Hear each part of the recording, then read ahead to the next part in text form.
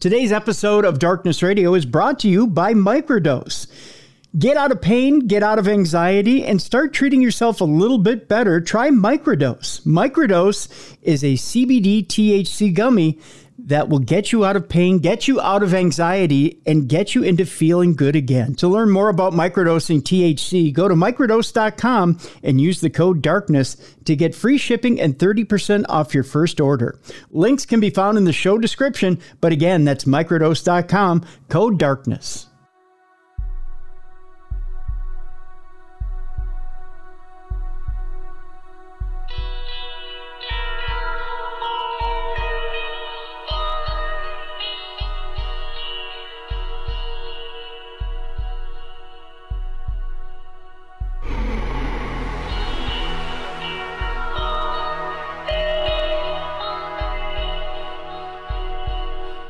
Welcome into the best in paranormal podcasting. This is Darkness Radio. I'm Tim Dennis. Got a very interesting show for you today, folks. Actually, I've got quite the show for you today, as we are going to explore a little bit into some Civil War lore. Put it that way. I almost said warlord, but it's war lore today. And we're going to get into some ghost stories. Not just ghost stories. We might deal with some demons. We'll get into some witches. We'll get into some UFOs. We'll do some stuff like that. You know, it's very rare that I bring on someone who does another podcast. You may ask, well, why is that, Tim? I put it kind of akin to this. You can sit in front of a mirror and you can talk back and forth to yourself all day long. You can talk about different experiences and talk to different hosts. And I'm not saying this in a derogatory term, but other podcast hosts can be interesting, and we can talk to each other about different things. But I want to talk to people who are out in the field and doing things. And I believe I found a podcast host that's not just talking the talk, but walking the walk. And I want to talk to somebody who's really doing interesting things out there. And I found somebody who's doing interesting things out there. Shane Cashman is the host of the paranormal podcast, Tales from the Inverted World. And if it's not already on your radar, Tales from the Inverted World investigates the mysteries that lie beneath the surface of everyday life. Shane is out there searching for answers concerning UFO encounters, cryptids, ghosts, interdimensional beings, secret government experiments, and more. And in the most recent episodes, Shane's been traveling to the South, where he's been investigating the ghosts of the Civil War. Richmond burns at the end of the Civil War as the Confederate gold evades capture, and Shane meets a woman in Washington, Georgia, which we're going to talk about today, who claims to speak to the dead. And I've seen, keep in mind, seen, because there are episodes that are up right now, and we'll give you the link to that. Actually, the link is in the description of the show here. And it's beautiful, by the way. If you go to Timcast, which is the website, you can actually see, because there's illustrated arts, there's sound effects, and there's narration where you can see some of the episode, and it's beautifully done. And you can get a feel for what it is that Shane's been through down in Washington, Georgia. You can see everything that Shane's been through. And it will give you chills. You'll get chills up your spine as to some of the adventures that Shane's been through there in Washington, Georgia.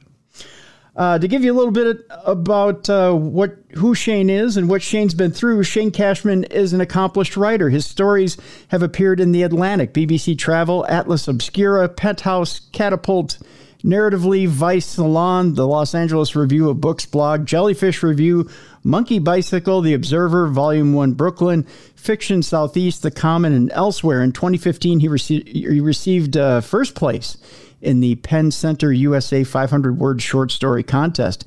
He's a Glimmer Train short fiction finalist. His nonfiction has been featured as an editor's pick at longreads.com. Shane teaches narrative studies at Manhattanville College in Purchase, New York, and he's currently located in West Virginia. Let's bring him in right now to Darkness Radio. Welcome, Shane Cashman. Appreciate you being with us. Hey, Tim. It's a pleasure being here. Thanks for having me. Well, thank you again for being here. Let's start out slow, because there's a literal fire hose to drink here from today to talk about what it is you've been researching down south having to do with the Civil War.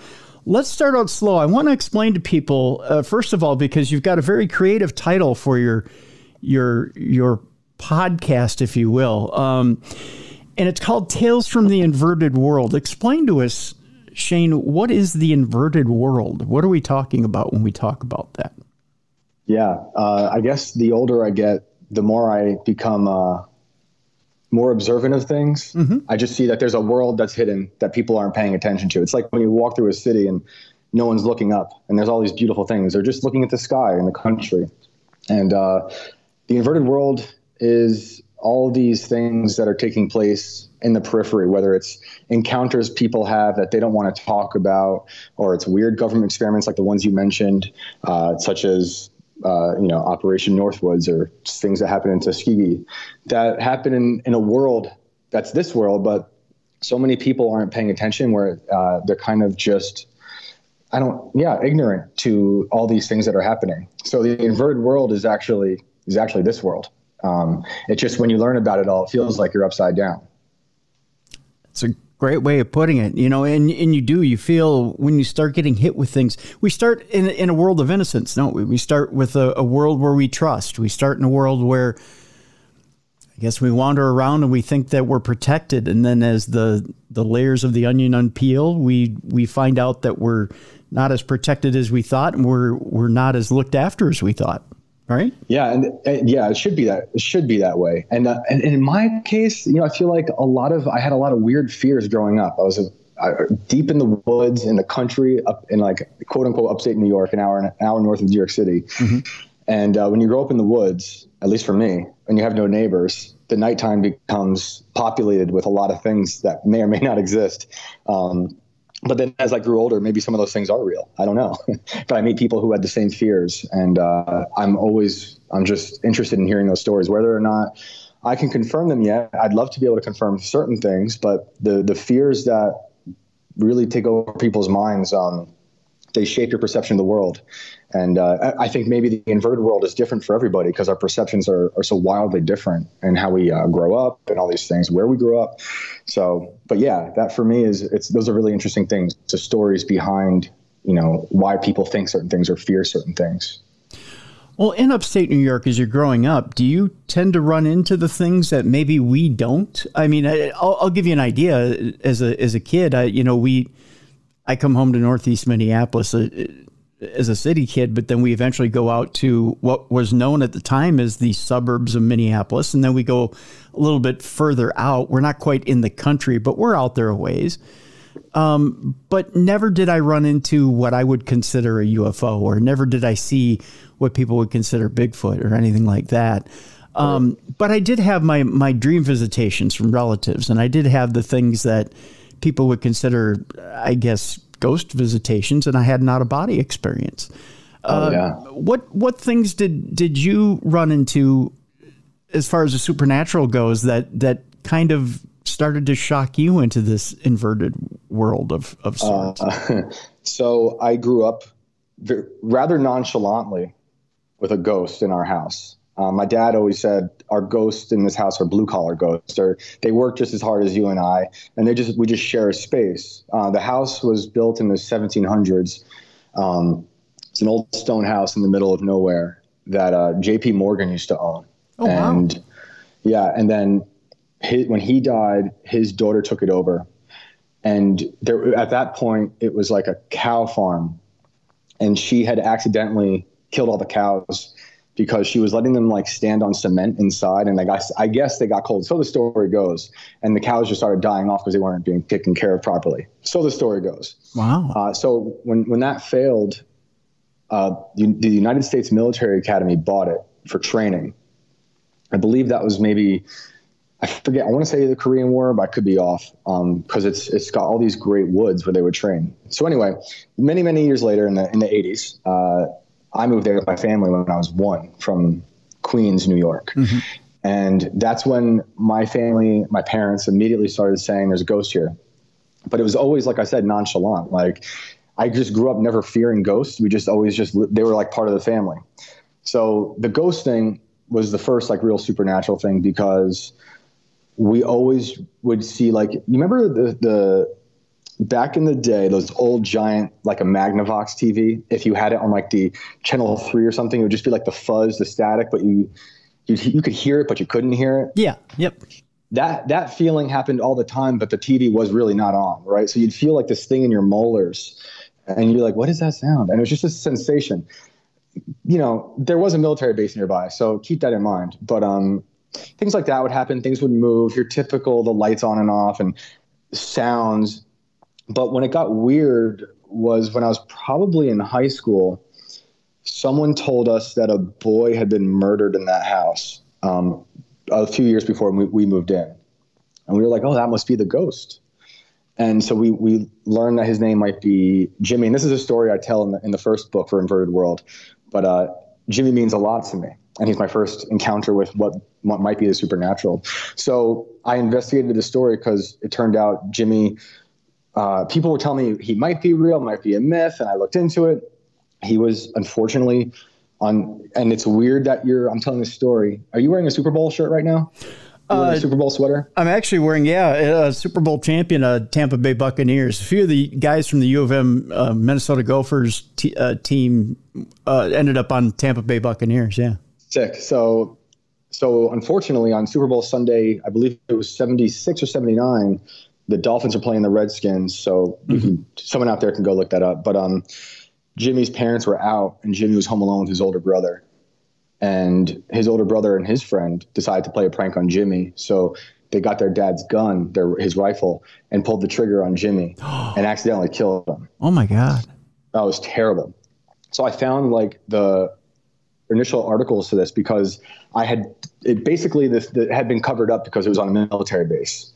And the military police have no, record of this. And you can't find anything except for like the first 2 initial articles about a boy being shot. But all that aside, it was like once we started talking to Jimmy, we either manifested Jimmy or what maybe we were imagining it, but things would start to get weirder with Jimmy in terms of sounds and the doors slamming shut, but never like in a way where I felt afraid. I was just like, oh yeah, I guess this is how we communicate now.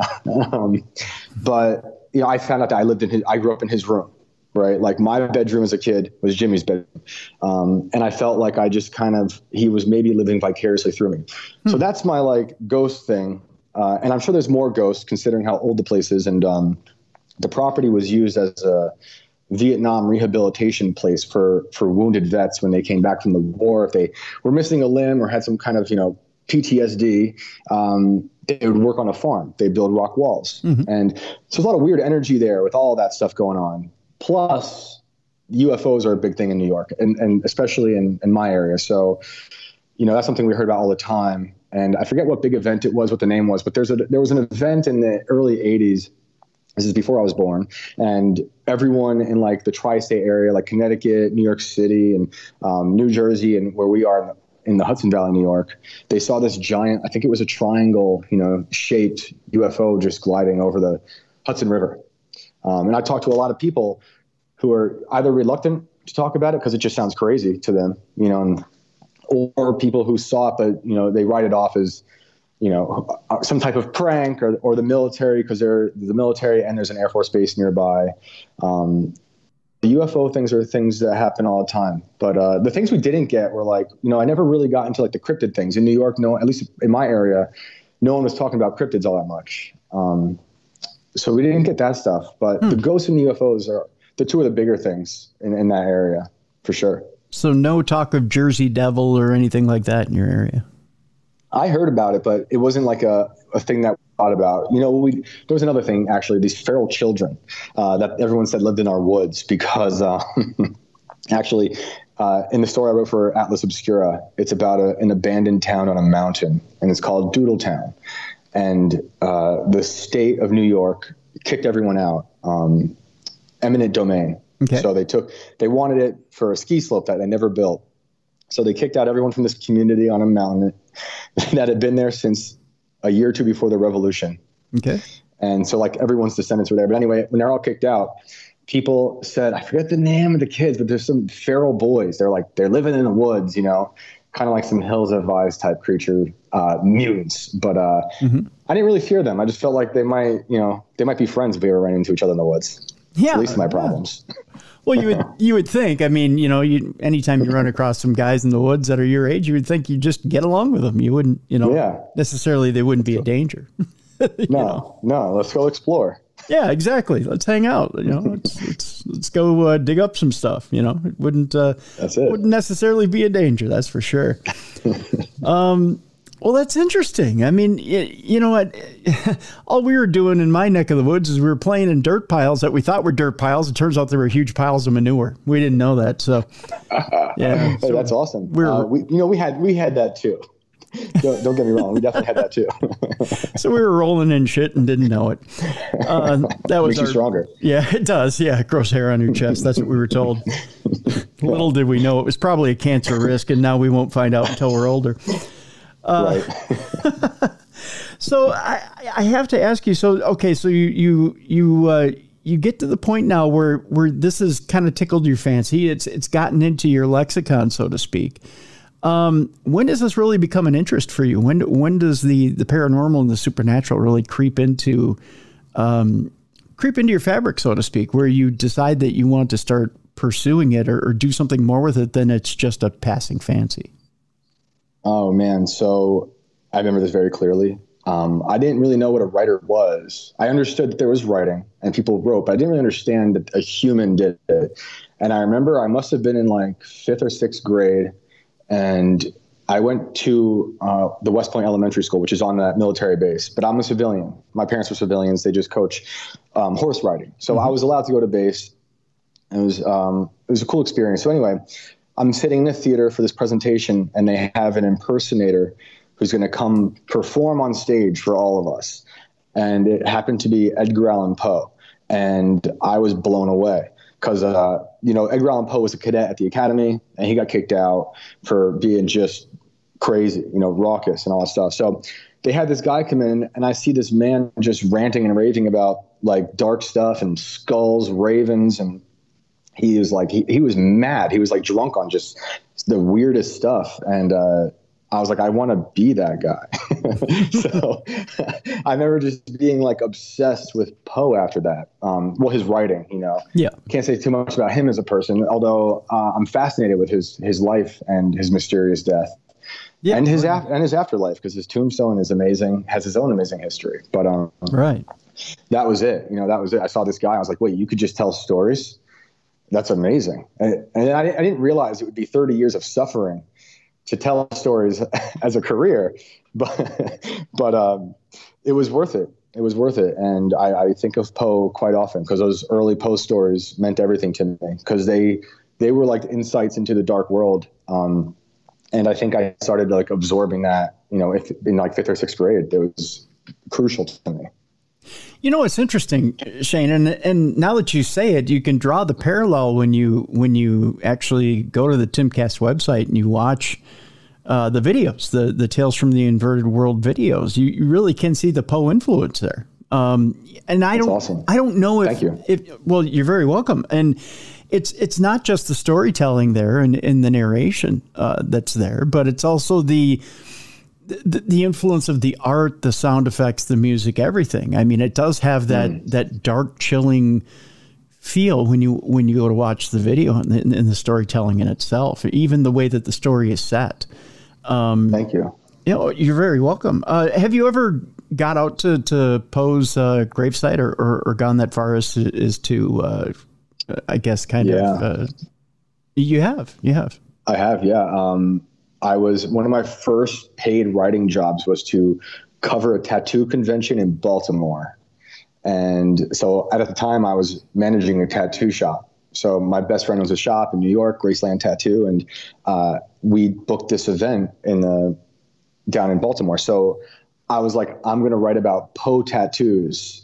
Because people are definitely getting Poe tattoos. And I knew someone I was going with is also getting one. So I got to write a little thing about Poe and his gravestone. And while I was there, I took a walk over and, people had left roses because I think they always do. And it was incredible. It's an amazing tombstone. I believe the original one was a freight train drove through it by accident.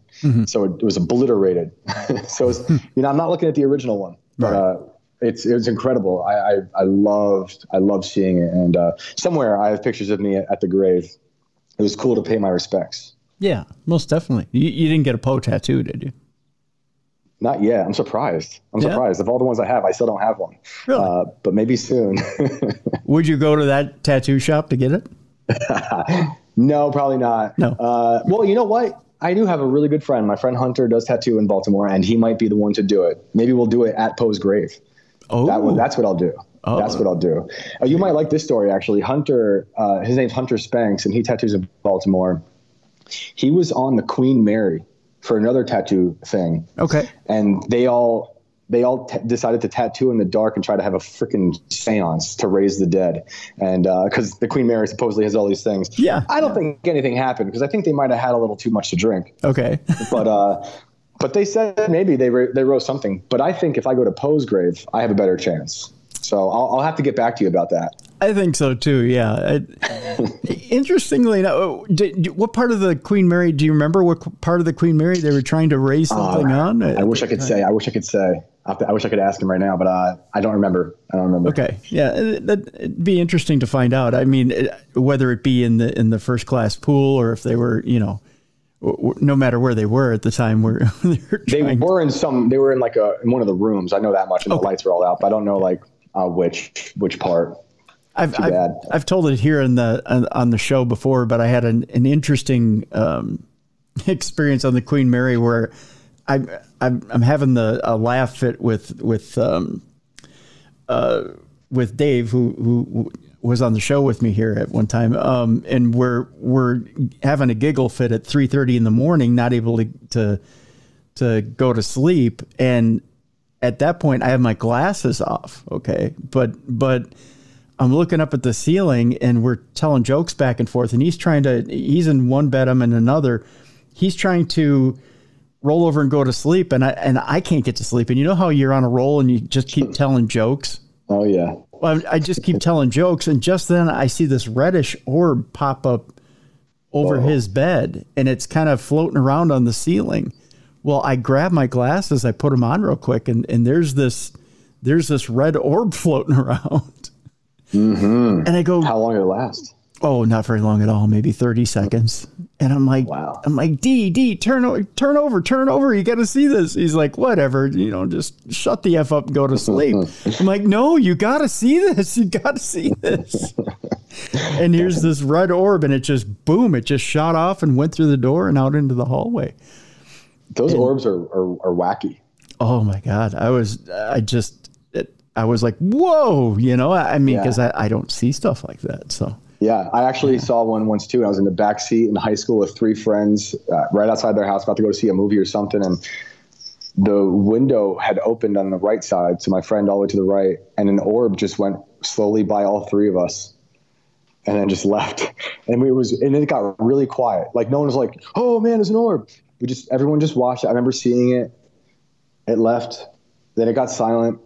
And then everyone was like, did you see that? Like, we were like, holy crap. It was the most bizarre thing. Just right like that. And it just disappeared. Yeah. I don't know what it was. Yeah. It was cool. And pretty cool. It's not like moisture or a bug or anything you'd see on a camera. This is like a red floating, like visual orb with a tail on it. I mean, it was like an energy.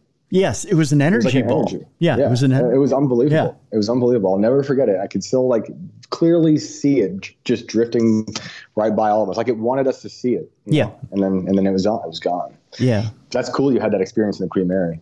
Yeah. It was, I still don't know how to describe it. And every time you say the word orb, of course, most investigators roll their eyes and go, oh yeah, it was an orb, blah, blah, blah, blah. But no, you're right. I don't have any other word to describe it other than an energy ball. Yeah. I've just learned to not discount anybody's story, even though we could all easily be like, oh, it's this or that. You weren't there, all these things. And sometimes people just have an experience. And I can't explain it away as much as I want to, because I am also a skeptic of things. It's like I don't just go out there like a exposed nerve and absorb it all and believe everything. But like the stuff like that, and since I've had the experience with the orb now, then I can't discount others, Right. immediately. Even if my gut says I should, right? Yeah. I'm like, I should, it's all BS, but I don't think it can be. It can't all be BS because you hear it too often from different people. Very true. Very true. Yeah, it's you're right. It's hard, when you're a skeptic at heart and you know that you've gone into situations before, you've seen things a million times, and a lot of times you can explain some stuff away. It's hard when you haven't experienced yourself and you go, you know what, I think I can explain that, and then you go to explain it and there's no explanation, and you go, I'll be damned. Right. And like on the flip side of that conversation, and this is something I wrote about in the first Inverted World book as well, is like the first time I thought I saw a real UFO. I remember driving down this back road in New York and by the Hudson River, where I was just telling other people had seen UFOs, and we saw this giant triangle above the mountain, and it was blinking, a blue light blinking at each point of the triangle. Mm-hmm. I remember stopping, and I saw it through the sunroof. I'm like, I had my girlfriend at the time, her Volvo. I was like, holy crap, that's a UFO. And I just stopped. I was like paralyzed by I was awestruck. And then I just sped off. And I was on a road where you either had to go back home, I had to turn around and face the thing again, or drive like 30 minutes out of my way. So I turned around and went back, and it was foggy, of course. Like it sounds cliche, but it was driving through. I'm like, it's still there. I'm driving through, and it's swishing sides. It's this really windy road. And then I get back, and it's blinking. I'm like, okay, I'm freaked out. I sped off. I went to pick up my two little sisters. I went to pick up my sisters at a party they were at. And I'm like, I run in there like Kramer from Seinfeld that slides through the door. I'm like, I just saw a UFO. I'm like, everybody stop what they're doing. We got to look out the window. It's just past the river. And I turn everyone into a believer. I tell my father, who's like looking at me like he's lost his son, basically. I'm like, Dad, I swear. And I gather a friend the next night. It's still foggy. I'm like, we got to go look for the UFO. And by golly, it's still there. So we drive by it. My friend starts freaking out.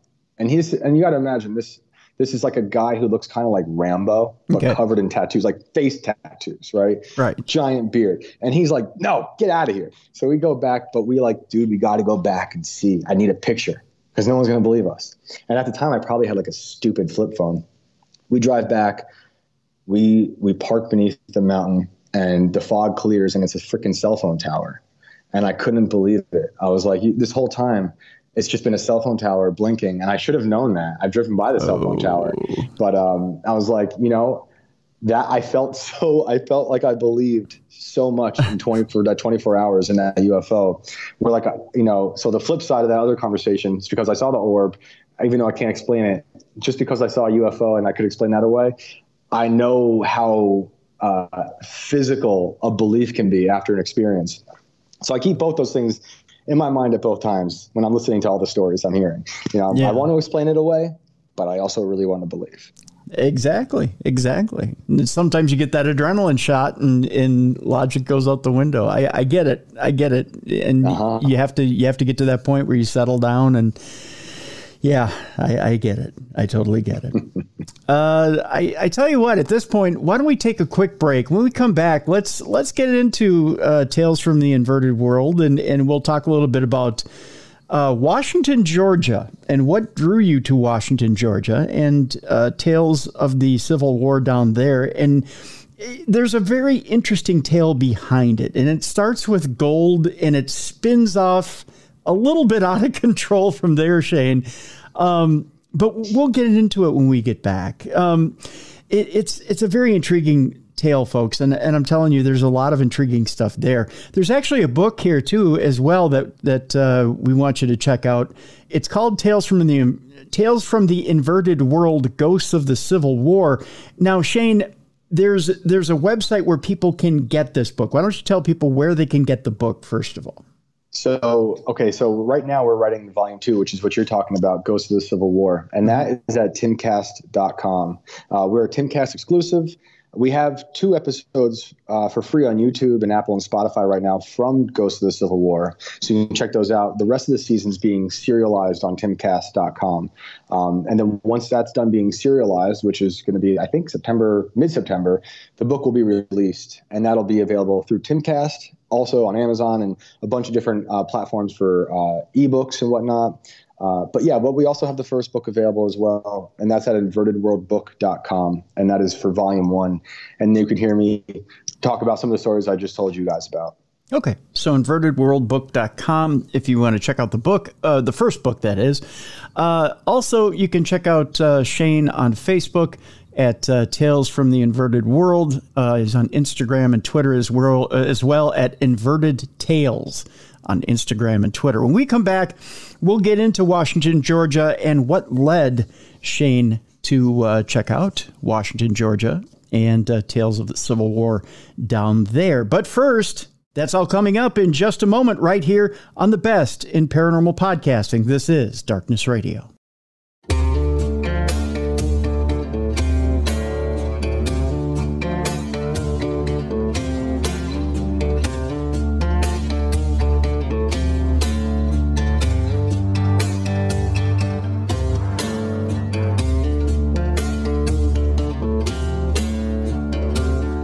Welcome back to the Best in Paranormal Podcasting. This is Darkness Radio. I'm Tim Dennis.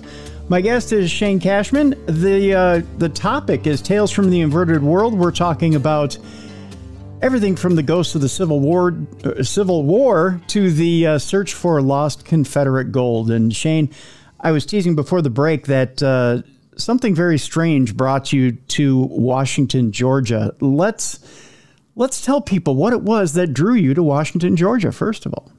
Yeah, I got this very awesome and strange email from a young man named Clinton Brantley, whose family is from Washington, Georgia, since before the Revolution, actually. And he said, and at the time, I got to be honest, I'd never heard of the town. And I consider myself someone who knows a decent amount of the Civil War, but I hadn't heard of Washington, Georgia. And I didn't know too much about the lost gold, which is what he emailed me about. He was like, there's some lost gold from the Confederate gold in this town, and we're all looking for it, and it might be on my family's property. And I was immediately like, yes. So we booked a flight, and I went down there.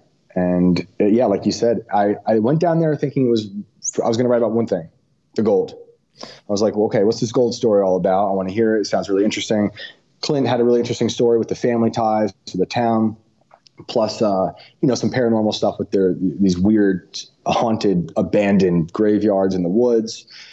But like we were saying, I was talking to you earlier, within 2 hours of me visiting Washington and talking to some historians and kind of getting the feel of the town, the history, I'm at this museum right in the center of town, right across from Robert Toombs' house, who was the Secretary of State in the Civil War. He was supposed to be the president of the Confederacy, but he drank too much. And this woman comes screaming out of the museum, like she's wigged out, and she's just saying, the ghosts are too loud in there. So I was like, I immediately knew like this is gonna be more than one article, because I already was like, something else is happening in this town.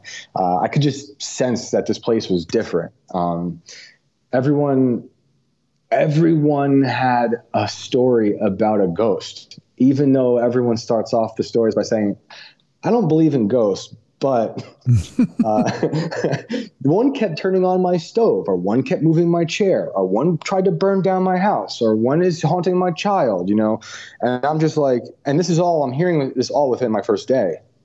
So, and my first trip down there was, I think it was 3 or 4 days. And my goal was just to be like, I got an article about the gold, pretty cool story. And I remember it was, I want to say my third night there.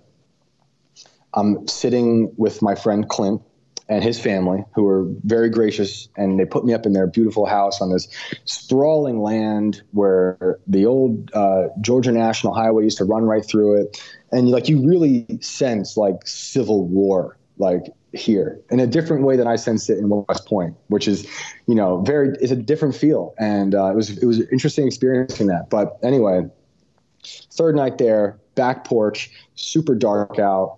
And all of a sudden this thing appears in the sky above the trees. And it was just this glowing, I want to say orb, but not in the orb that we were talking about. Yeah. This is like a thing, like a physical, like machine.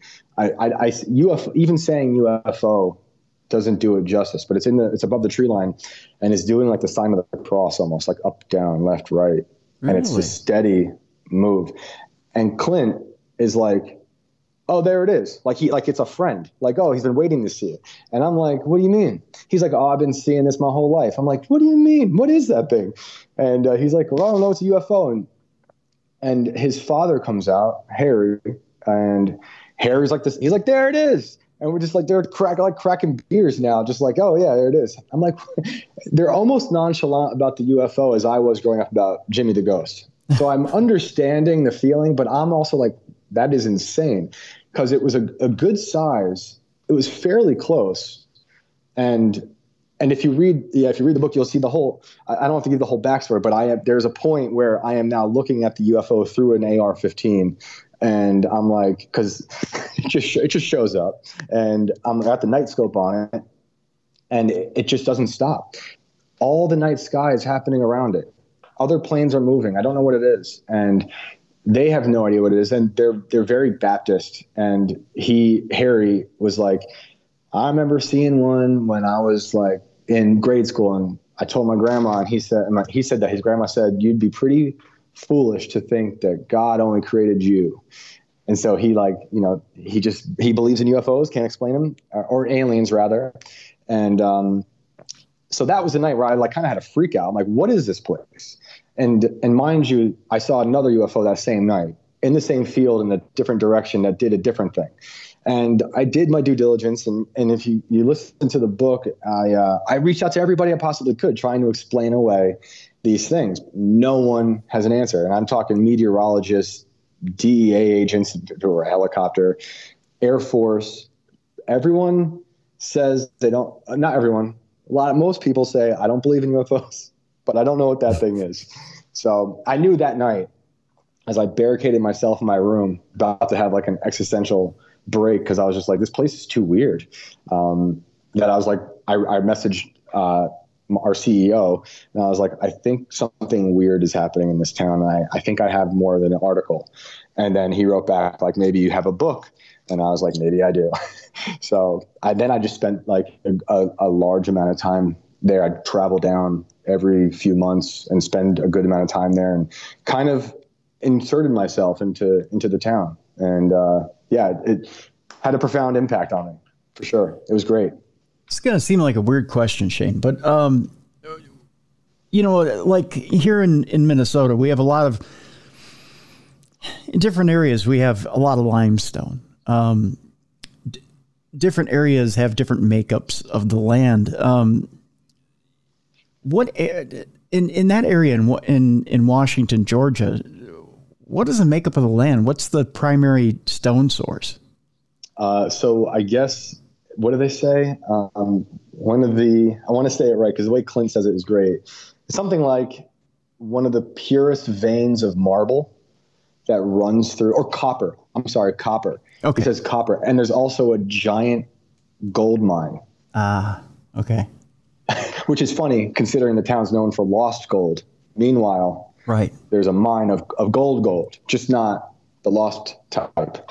Okay. So there's all of that. And the town, and this is beyond just like what is the makeup, like the chemistry of the town, of like the land, but like this town, like a lot of towns in the South, experience so much like horror, devastation, sadness, more than I think a lot of places, at least where I'm from, experienced. They all do, but like this town had one of the bloodiest battles of the Revolution, and it happened to be on Valentine's Day. That's the Battle of Kettle Creek, and Sherman didn't burn it down on his march to the sea, but they believe stragglers or people posing as Sherman's people burnt down parts around it. And then the boll weevil came through and decimated everything. And it was just like perpetual fires. It's just like, it's almost like it's doomed. So yeah, people talk about ley lines, and they believe that there might be ley lines running through Washington, Georgia. And this is something we can get into a little later if you want, or now, but like sure. Just outside of town were the Georgia Guidestones. So yeah, we will touch on that a little, especially with the stuff that's happened in recent history. We'll get into that here in a little bit. But yeah, they're right outside of town too, right? Yeah, they were. Yeah, past tense were. Crazy. And that's bizarre how they just up and were destroyed. Yeah. So the reason I ask that, and the reason why I ask what the main makeup is of the town, is this. It seems so easy that you have paranormal experiences, or what we're about to find out with paranormal experiences, and then you've got just UFO showing up, or UAP showing up out of nowhere. You know, I shouldn't say common, but one of the theories that's out there is that UAP will show up and use things like gold and copper and precious metals as a fuel source. Mm-hmm. And if there's a vein there of gold, or even, as you put it, lost Confederate gold, and they're looking to tap into like a metallurgic source, and there's copper and there's gold there, it wouldn't shock me that they're hanging out there to try and tap into that source. Now, how deep that source is, or if it's been tapped into pretty deeply, if there's even much of it remaining, or if there's still plenty of it there, right? Then yeah, I could see why they're showing up repeatedly. And if I were in the UAP or UFOs, first of all, real quick, I just got to say, I have a hard time saying UAP, that Congress has like rebranded UFOs in the past few years. I'm like, I'm still not used to it, but I get it. But if I were the aliens, I'd be like, this place is, first of all, super isolated. It is filled with amazing resources. So as far as I can tell. Yep. I don't know if they use them or not, but they might. And also, and maybe this is the best part of it, the people here don't seem to care. Like, they just look at us and they just point and they say, oh yeah, there they are. You know, it's not like they're out there shooting at them or all this stuff. But, these people just seem to observe these things, and they don't care. Why is it, do you suppose, that there is such a acceptance, for lack of a better term, of such things on a grand scale, like UFOs or even ghost lore? Why is it that it's just like, oh, it just happens? Yeah, it was that's one of the first things I asked one of the mediums I met down there, is like something about Georgia in the South, but in this town in particular, is like the dead seemed like more a part of the community than elsewhere, as did these things in the sky.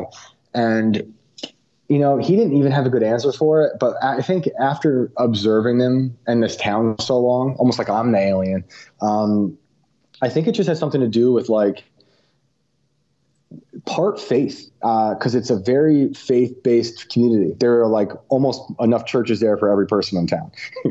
There's a lot of churches. And I think it's like Harry said, they just see that as an extension of God. And I don't want to say that's everyone, because I don't think a lot of the younger crowd doesn't see it that way. The younger crowd, because there is a younger crowd, and I don't want to say this is all the young people in that town, but it's an unfortunate amount, are going through some type of horrible, depression. There's a lot of drug use. Yeah. And just doom has saturated the town. So I think when they see something like that, it's almost like a confirmation bias for their nihilism, because they're just like, oh, why not? End the world. Talking of the end of the world is a very common conversation you have in this town. Really? Whether it's with the faith-based community or with the atheists or just the paranormal, like the witches I was talking to and the mediums, either the spirit world has a war that's spilling into our world, or, Russia's going to nuke you, or we're going to nuke ourselves, or aliens are coming to destroy the world. It was like so bizarre. So I think the way they observe these things, even though they come from different types of worldviews, it confirms whatever their perception of the world is, whether it's we're not alone because of God, or we're about to be destroyed because of nihilism, or it's the spirit world, clashing with the physical world. So, I don't know for sure. I don't know if that's a good answer, that's kind of like the feeling I get from everyone I've talked to down there. Okay, so Shane, I have to ask you this. So you've got these veins of gold that sit in the ground, veins of copper that sit in the ground. Mm. Do they believe that there's some sort of curse upon these veins, and that these veins sit there safe, that no one's trying to mine them because of this? Or are there people coming in trying to mine this gold? Or what is it and why the feeling of doom and gloom all the time? Yeah. What is it that holds these people in this kind of wheel of doom? Yeah, I think so. That first question is a good theory. And no one I talked to had that theory. Maybe one person, because of the ley lines idea, had mentioned it, but it didn't really come up so much. But I think there's something to that for sure. I think the land is some type of like way of, communicating with something else, whether it's opening up some type of portal perhaps, or inviting others in to use those resources. Who knows? But the doom, I think the doom comes out of what I was saying earlier about the revolution, and even before the revolution and the battle of Kettle Creek in that town. It was I want to say I forget the name of the Indian tribe there, but they were massacring each other left and right. And then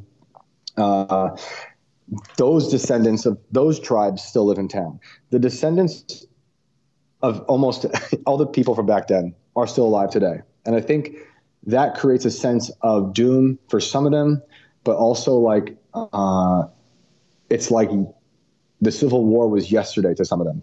Wow.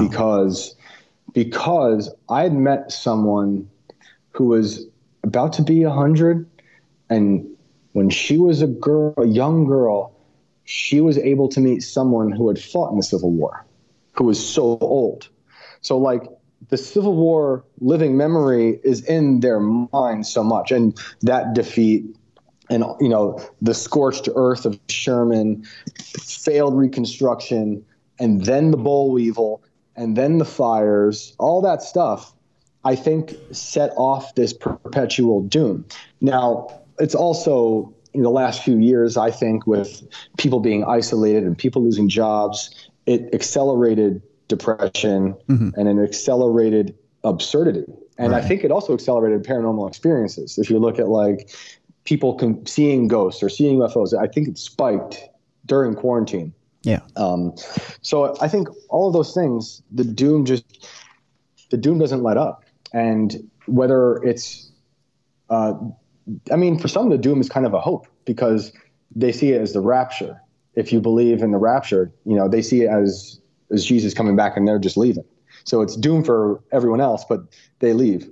If you talk to the people who think it's going to be war, it's just that we're all about to be annihilated by nuclear weapons. And then if you talk to the witches and the mediums, they believe that the war from the spirit world is spilling over into ours. So I think the doom is just coming from like many different types of angles. And it might be, like I said earlier, like it's accelerated because of COVID and the last few years of lockdowns and quarantine and whatnot. But it's a special type of doom in Washington, just because I think the Civil War to them was, basically yesterday. And a lot of the people in this town know the names of the people who fought in the war. It's a direct line. No one I knew in New York could trace a direct line back to the Civil War. Most, like my family came here after the Civil War from Russia or Ireland. Right. So a lot of us up there didn't have that. So that was something new to me, to experience almost a whole town that could all trace themselves back to the revolution, basically. Yeah. Wow. Yeah, there's just to hear that there's an entire town that's basically waiting around for doom and gloom is just not only disheartening, but it's just depressing. It can seem that way too. And I don't want to sell them short because, like I said, all those churches, there is a lot of hope there. But like, I think because the doom is so real that you get like an extra dose of hope from some people because they have their faith and they see, what they'll say is just outright evil. And to them, it's to them, the doom is confirming their faith, right? And they battle it with that.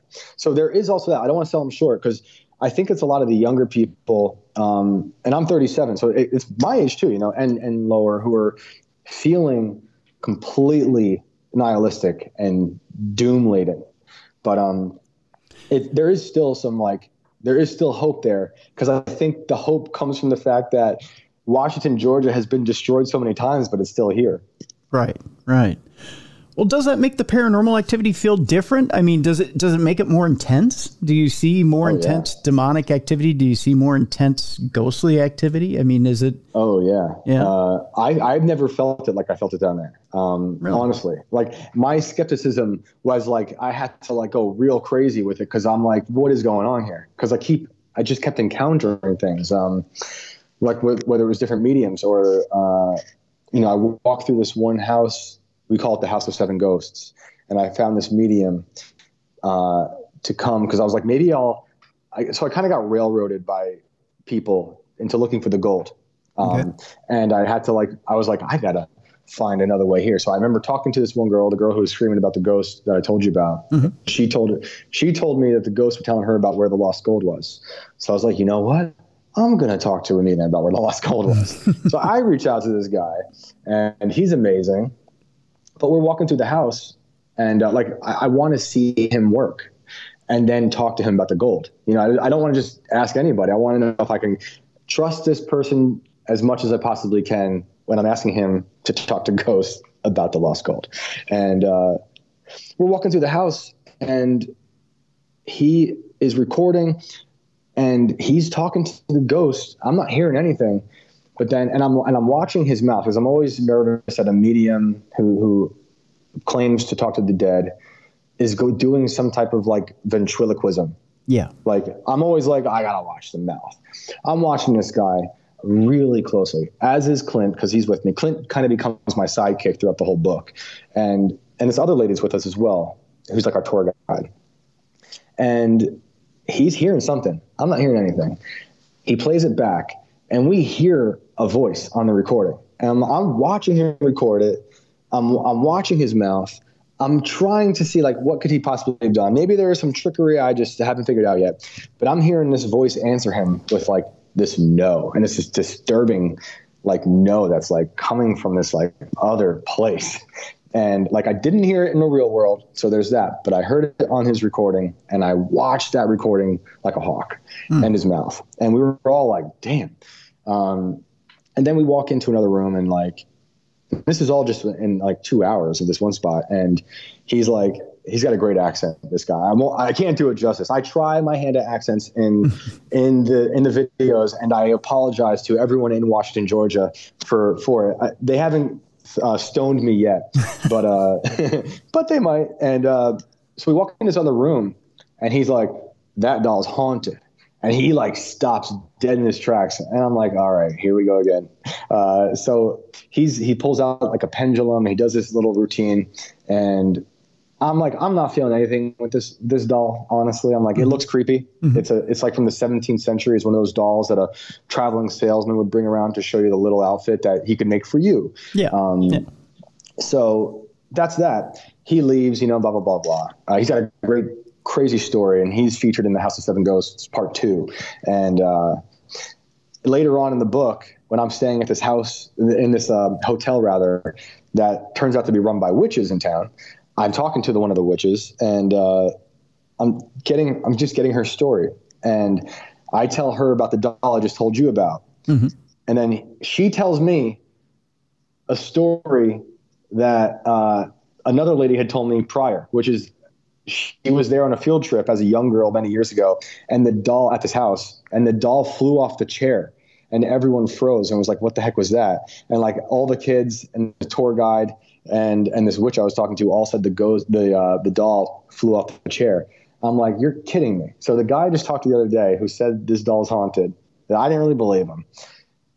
I then talked to this woman who calls herself a witch, and she was the girl who years back saw that very doll fly off the chair. I'm like, what are the odds? It's just so weird how insular the town is with all the weirdness. So yeah, all that stuff was under a magnifying lens for me. It just kept getting weirder day by day.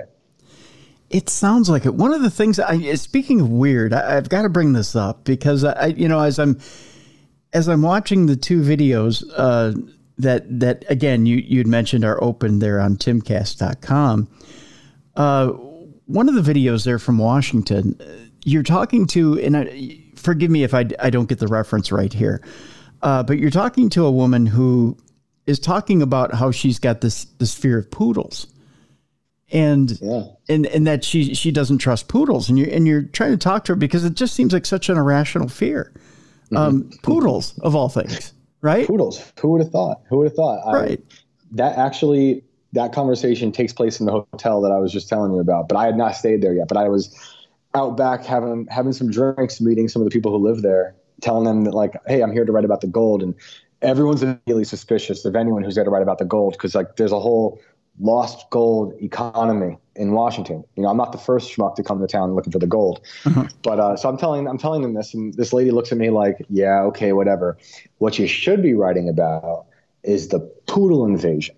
And I'm like, the poodle invasion? And she was dead serious. I'm sitting right across from her. She's smoking a cigarette. She's looking at me through the smoke. And I'm like, what is this woman talking about? And she's like, yeah, the poodle invasion. She's like, everyone here has a poodle. I mean, everywhere I go, they have a poodle. I have a poodle. All this stuff. I'm like, really? And then, it dawned on me as I'm talking to her. I'm like, oh my God, I have a poodle. So I'm like, you're not going to believe this, lady, but I also have a poodle. And she looked at me. She almost fell off her chair. She's like, you got to be kidding me. And there are a lot of poodles there. And I noticed them on my first trip down, and I didn't see them really at all after that. It's almost like they were like exposed that night. Like, oh, she told him about the poodles, so they didn't reveal themselves. However, on my last day there, St. Patrick's Day, I walked out of my hotel, I went to my car, and there was a lady with a poodle, and I was like, that damn poodle. I think it looked at me a little weird too. He was like, I know you're leaving. This is our town now. I'm like, all right. But she claims that the poodles are aliens. Hey man, who are we to say they're not? Who are we to say? It's a great cover. They're cute. If you cut them up, you get the nice like all hair and stuff. I would never have suspected of poodles, but now it's all I think about.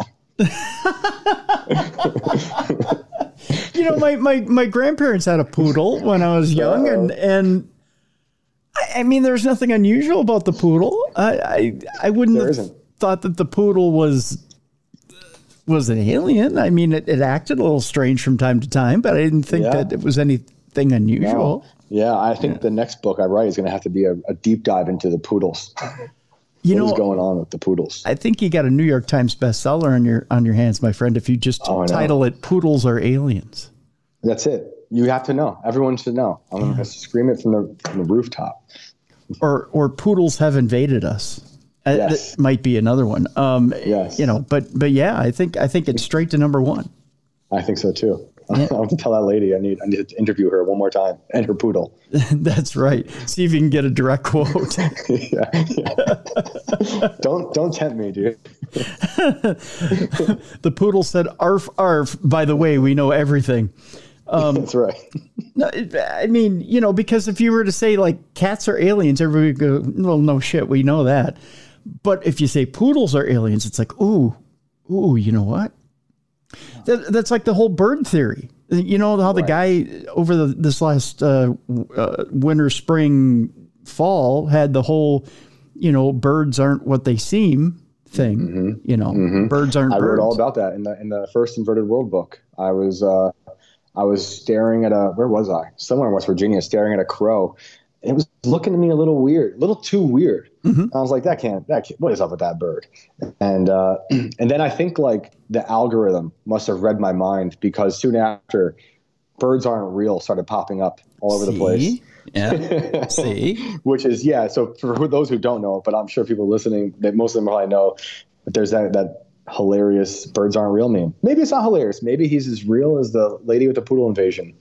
But you know, when I wrote about the birds aren't real thing, this is the problem, and it goes back to what we were talking about earlier about orbs, and like once you have one experience, or what I said earlier about like Tuskegee and things like that, it's like once you know one weird thing has happened, it's hard to discount even the most absurd things elsewhere, because like our government has like tried to make spies out of cats and send them out into the world. True. You know, we have created bird drones. Like, things are possible. Yeah. Now, are all the birds drones? I don't know. I'm not cutting them all up yet, but like, it's possible. Who knows? It's a good theory, and some of them might be, for all I know.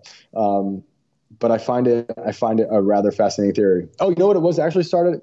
It was before I saw the bird looking at me askew in West Virginia. It was all the birds in the areas to live in had fallen out of the sky and died. It was one of those weird mass death events. Yep. And it was. I think they were crows, and no one knew why. Like, I talked to the people who actually opened up the birds and examined them, like those very birds, and like talked to the people who found the birds and everyone. I was just like, what the heck is going on with these birds? Because it's not the only one. I'm sure we can name many across the world that have happened in the past 5 years alone. And then that led me down the path of me looking at the birds a little like, are you what you think you are? Well, that wasn't the first spate of birds either. There was like, if I remember right, there was like 2 or 3 flocks that had died before that. And it was a huge flock. It wasn't just like, you know, it wasn't like 30 or 40 that had died. It was hundreds that had died in each one of these flocks. Yeah. So weird. It's so weird. And like we were saying earlier, like in terms of the skepticism, like it could have been in other places. There was fireworks that they say might have done it to other birds, or it was a storm that pushed them into electric lines or something. But in this particular one that I was investigating in the town of Wallkill, New York, there was no one knew. Like, they looked for poison. They looked for, it happened at the very beginning of COVID. So we even thought maybe it was like COVID, you know, like who knew? Yeah. But to this day, no one knows what it was with those birds. So maybe their batteries just ran out. It could be. It could have been. and they refused to tell us. The battery packs went out. Well, see, you got to start using the lithiums. I mean, they're the better battery anyway. Come on now. Yeah. We all know this. I mean, they're terrible for the environment, but they're so good. You know? Yeah. Since when does the government care about that? Exactly. Yeah. I mean, they don't care. We're all not going to be around in 100 years anyways. It doesn't matter. Right. Start using the good batteries, government. Yeah.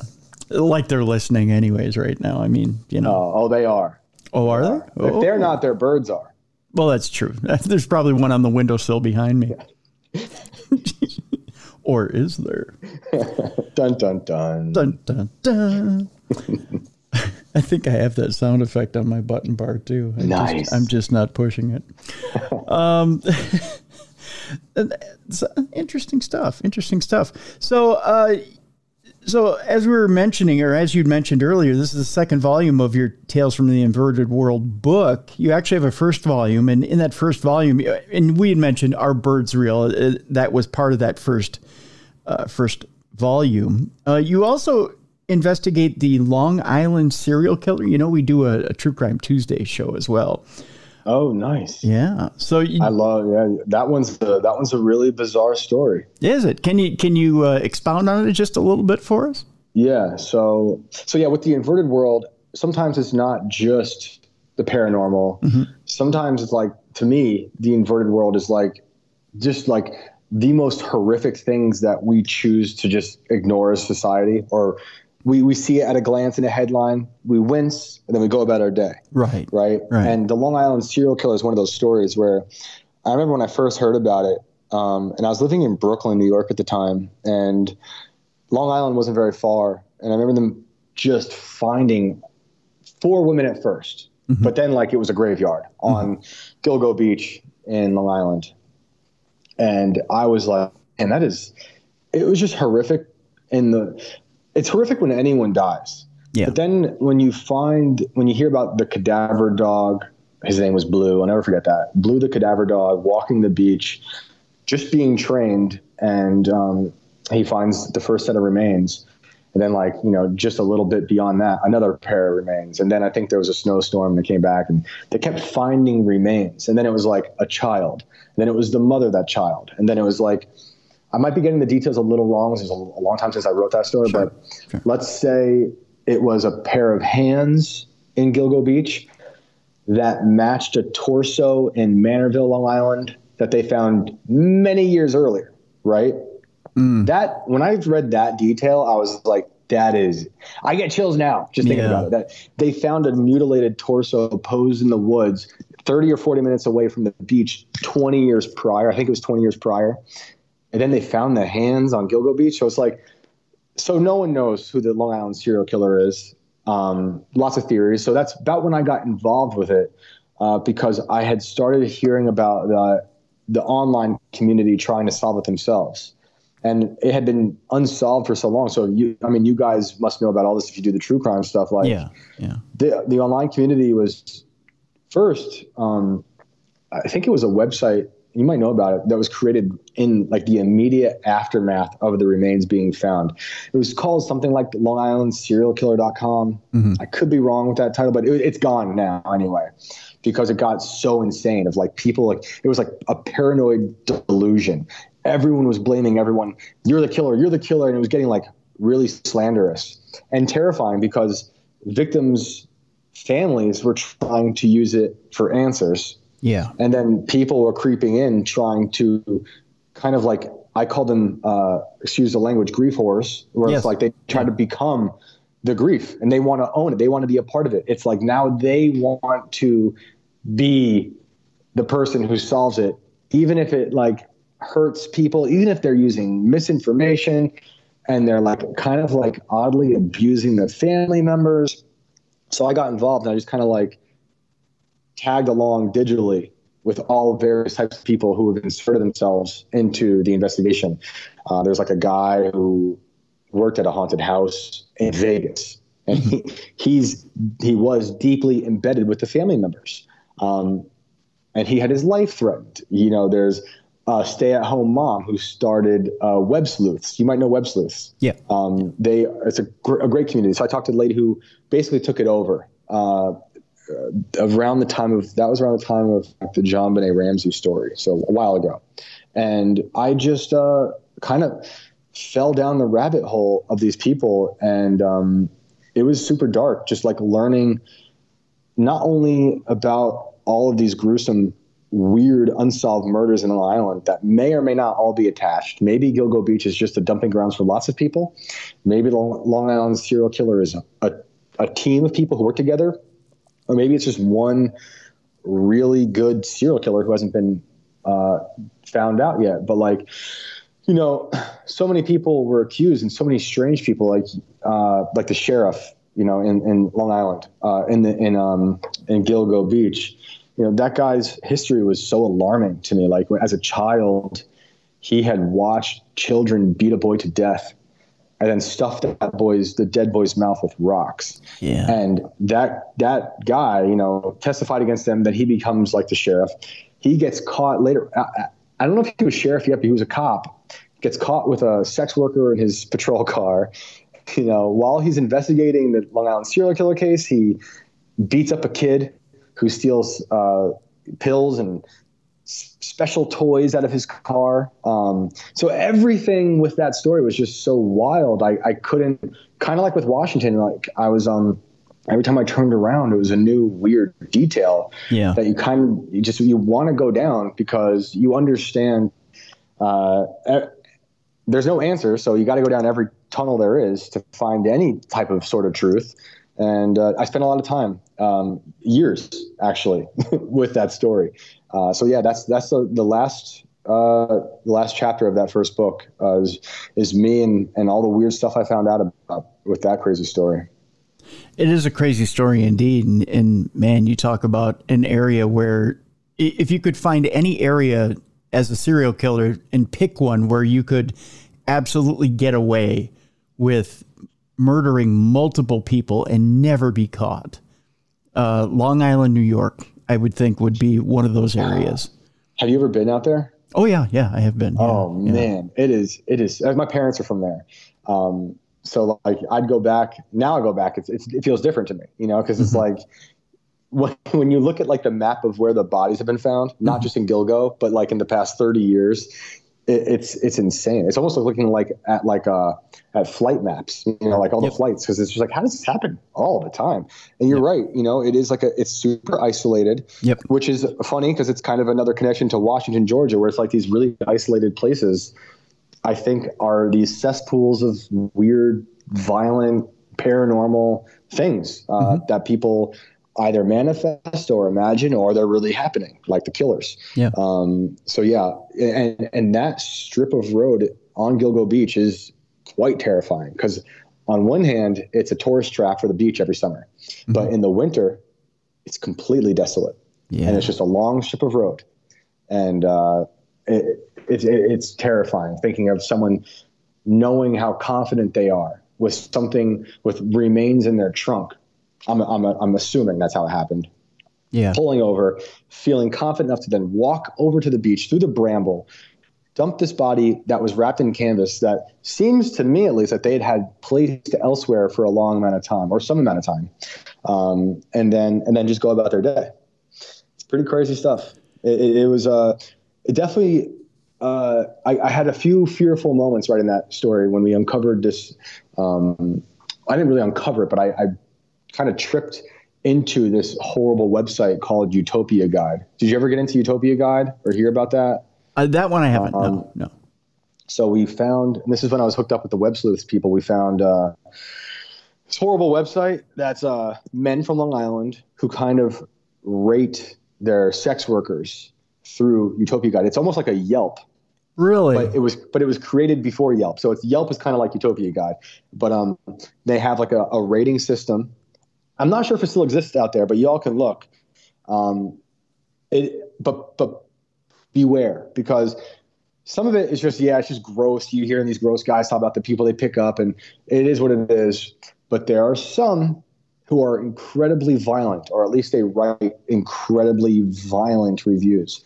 And some of those reviews most of those reviews were, people loved it. And you hear these long threads of like what they do to these poor women. And then you're like, damn. And like, this is like that area, right? And most of the people who were targeted for the Long Island serial killer were sex workers. So it's like, I spent so much time. I tried calling them, and I went a little too far maybe. But I was like, that something is in there. I'm sure someone had to have investigated, in the authorities, this website, because it was that exact demographic in that exact area. And if you go back far enough, you can see them even talking about the first bodies being found. So it was a weird insight into that community. And if I'm remembering correctly, a few of them had been with some of those women, right? So like they knew them. So it was like, wow, it was so insane to read that stuff. Like I don't want to harp on this too much, but like I remember one thing that bothered me was I could go back to 9/11/2001 on Utopia Guide, watch them find out about what happened while also reviewing hookers. No. Like, yes. Yeah. It was so bizarre. It was so bizarre. Oh my God. Couldn't believe it. They didn't stop. They're like, oh, man, a plane went into the tower. They're like, no way. Holy shit. And then it was like, by the way, so-and-so is pretty good. I rate her this and that. I'm like, man, this is pretty disturbing stuff. Wow. You bring up an interesting point, Shane. You would think that, there should be a cop who's all over that site, who's looking up suspects or forming a suspect list off of that site, and then cross-referencing and going through and just, calling suspects left and right off of Utopia Guide. You'd be amazed how even at that time, they probably weren't even looking twice at it. They were probably going through old leads and going through old ways of calling suspects at that point. Yep. Like, I got to talk to people, two young men who found one of the bodies in Manorville, which was connected to the Lisk killer. Mm-hmm. So I talked to him, and this is a weird coincidence with me that I just found weird. I went to college with his sister. So it was just like, so bizarre. She'd heard I'd written about I was writing about it. And she's like, oh, my brother found that body. And like, so like, well, I say that because like the cops were looking at him like he was a suspect, right? Right. Meanwhile, they weren't, as far as I know, not looking into Utopia Guide. But like I told you earlier, the sheriff also was getting sex workers. So what are the odds he might have used Utopia Guide? I don't know. I'm not going to say one way or the other, but maybe it's possible. I think it might have been pretty good. I mean, it's on record that he was with them, like in his car, and he got in trouble, but still became sheriff. So, hey, who knows? Who knows, indeed. Wow. Wow. That's some eye-opening stuff, my friend. That's for sure. For sure. Yep. Let's switch gears just a little bit here. Our time is winding down just a little bit, but I do want to hit these points real quick. I want to switch gears back to Washington, Georgia, in that there are some coincidences here that we want to talk about. And I do want to end today talking a little bit about the Georgia Guidestones. We'll talk about that in a minute. There was a fire that burnt down the town square. Tell us a little bit about that fire. So this was a coincidence. So I experienced a ton of coincidences, and this was just another coincidence that I didn't experience, but someone else had. And I was just like, what is it about this town? So I open up a chapter. I can't remember the name. I can't remember the chapter, but it's in this book and I found this amazing article by this woman named Elizabeth Bowen. And she was the journalist in like the late 1800s of Washington, Georgia. And she collected everything. She was an amazing writer. And for all that I could tell, very objective. Like there was never any opinion. It was just, this is the straight reporting. Great woman from what I could tell from her writing. Anyway, she told this great story that I'd seen written in a few other articles from down there from I want to say 1895. A woman in town was sick in Washington. So her and her husband traveled 30 minutes north to a doctor to get better. She woke up that night in this doctor's house, fever, terrible, chills, woke up her husband. Her husband was some captain. She said, I had a terrible dream. Washington, Georgia burnt down. And he was like, what? That's how I imagine him saying it. It's probably better. And she said, yeah, it started from this street and it went to this street and this building and this building and this building. And he, I imagine, looked at her and was like, okay, you're sick. This is crazy. I'm going back to bed. Next day rolls around. He's outside. I'm imagining he's like smoking some cigar. And a man on a horse comes up from Washington, Georgia, from that direction. And the captain is like, and you got any news? And he's like, Washington burnt down last night. And he's like, what? So he's like, all right, I'm leaving my wife. I'm going down to Washington because this is insane. And he goes down and yeah, his wife was right. Like, and Elizabeth wrote about this, and you see the articles about the fire all over the place from this time. It started on that street, as she said it did, and it went through the town like she said it did, and burnt down all the buildings. And I was like, what is up with this? Like premonition, coincidence, I don't know what. But for me, it was like a weird confirmation bias. I was like, okay, something is weird here. I'm trying to push back on all this weirdness, but people keep experiencing weird things, and that's just one of many fires that happened. But it was a horrible fire that happened, and I include Elizabeth's article about it because she was a great writer, and I loved. She almost was like my ghost I was talking to because I had her articles, and it was like she was the closest I really got to talking to the dead. Sometimes I'd be like, "What did Elizabeth say about this?" And I'd flip through her book and be like, "There it is." But in terms of coincidences for me, the first one was, like I told you about that woman within my first 2 hours of being in town that ran out of the building screaming. So I talked to her, and she tells me all about how she talks to the dead all the time. She can't get them out of her head. And, something physical, chemical had happened to her. So it's hard for me to prove that she's telling the truth, but she was visibly shaken by something. So I had that much going. But the day earlier, 2 days earlier, I got my haircut from my friend and in New York at the time. And she is telling me about her friend who is a medium who talks to ghosts all the time. She can't go to places because the ghosts are always talking to her. And she's like, my friend's friend was like, she walked into the salon and she said, there's something new in here. And it looks like something your mom once had. And she's like, how do you know this? She's like, I didn't tell anybody that I bought this, and it's in the closet. No one's seen it. And it was this paper towel like holder with a heart-shaped design that looked exact. She bought it because the heart shape was exactly like the keychain that her mom gave her. Her mom had passed away many years prior. Okay. And her friend is just one of these people who is like an exposed nerve to the dead. Everywhere she goes, she's inundated with voices. So I heard that story. I'm like, okay, that's interesting. The heart thing. Okay, that's interesting. I don't know what kind of parlor trick you could do for that, but it's weird. And then I go down to Georgia and I meet this lady. I'm like, it's almost like I was meant to hear that story to then meet this lady and, you know, at least not discount it immediately. So like, it kind of like opened me up to, I want to believe you. This is weird, but it was cool. You know, like of all the people I met, the medium with the doll that I told you about, I believe him. Not as much as I believe this one lady. Like, she was onto something else that I just can't explain. But then, like, the coincidence is just every time I turned around, like, it's just weird stuff. I'm trying to think what was the other one that blew my mind. Is there something with Jefferson Davis's? Yeah. Oh, yeah, that was weird. So one of the things about the Civil War is just this, like, constant battle of the tradition of the documented history and the oral tradition. Mm-hmm. And, like, who knows what, how do you know what to believe, yada, yada, yada, all that stuff. So I grew up in West Point, like I said, mm-hmm. and I kind of always looked up to Sherman as like almost, I don't want to say an angel, but not a bad guy at all, a do-gooder, right? Okay. Yep. And that was like what they tell you in West Point. I never really looked into it, but man, was he not that? Like, he was the thing. Like, I knew about the march and how horrible it was, but it was like the way I learned it growing up, it was just like a necessary evil. What a horrible thing to even think now is like. And what did it for me was this one story in particular with, I forget the name of it. I do. The Massacre at Ebenezer Creek. And this is during the March to the Sea.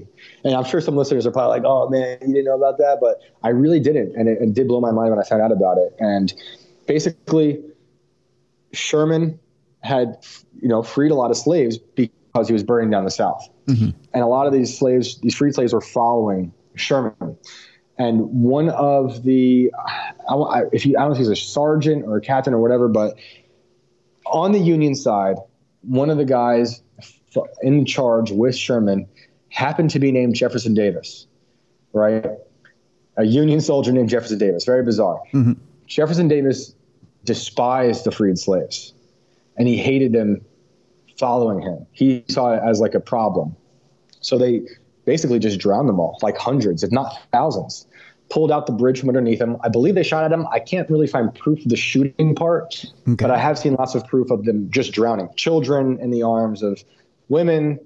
And Sherman was just like, yeah, he had to do it. You know, there was no repercussions. And it's just like, dang, you know, it's that kind of thing where it's like, it's so hard to just say one thing is all good and one thing is all evil. Yeah. And that story in particular really, you know, there's a ton of other stories like that, but that one in particular, but the coincidence of Jefferson Davis doing such a horrible thing, you know, and it's a Union guy named Jefferson Davis, I was like, wow. Lincoln did like apologize, and I think he did go down there, and I think he gave away some land, but man, a lot of people died. And Sherman, you know, was pretty vocal about it being a net good for the Union. So yeah, I was just like, man, crazy stuff. And, you know, it kind of blew apart my idea of the Civil War. And I knew the nuance. At least I thought I did. Mm-hmm. I knew, you know, I tend to like to think that not everyone can be purely evil. Not everyone can be purely good. Some people surely are. But in terms of this story, in terms of the paranormal stuff, definitely impacted me on a level I did not expect in that town.